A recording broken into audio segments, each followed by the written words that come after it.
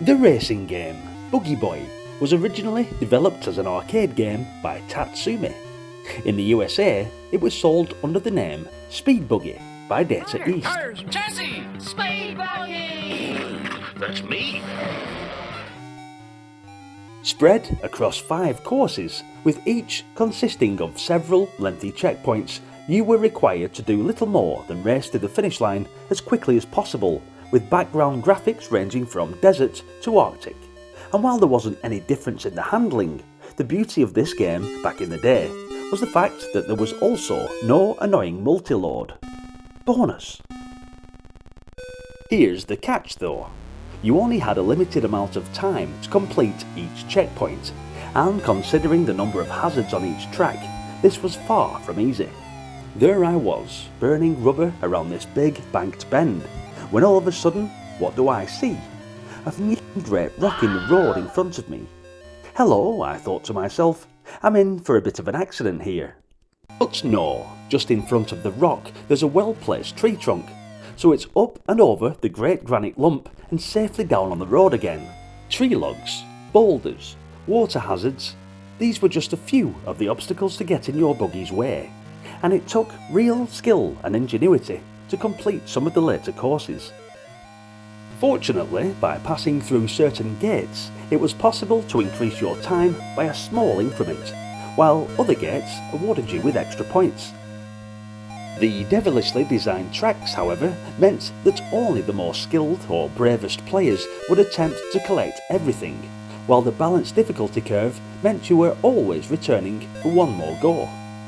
If you collect the flags by driving through the special gates in the order shown on the top right of the screen, you get a big bonus, as you do if you run into a football. For the long straights, I'd press the fire button to shift into high gear, only gearing down again if I had a nasty crash and needed to be dropped back onto the track, of course with the added pressure of knowing that you were racing against the clock. It may not have been able to replicate the panoramic 3-screen view of the arcade original, but there was no denying that the C64 port was a delight on the eyes.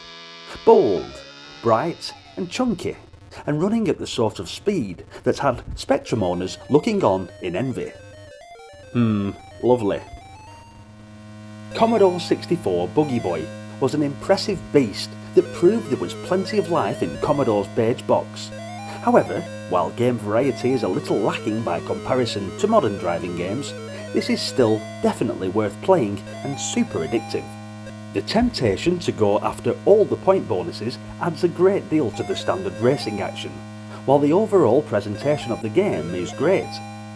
The road graphics move quickly and smoothly, the buggy is beautifully drawn and animated, while plenty of coin-op jingles create a great arcade feel. If you didn't play this the first time around, or on one of the compilations it appeared on, you've got to try it out now.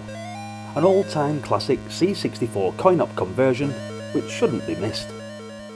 But as always, with games being completely subjective, you don't have to agree with me. What did you think of this game? Let me know in the comment section, and please don't forget to hit the like button. Thanks for watching this video on the classic Buggy Boy. Pure nostalgia for me, and I remember the time I had chicken pox and all I'd do was play this at the Sword of 4 goal, whilst scoffing down pot noodles. Man, I miss the 80s. Subscribe to the channel to follow me for more Commodore classics just like this, and I hope to see you in the next one. Until then, bye for now.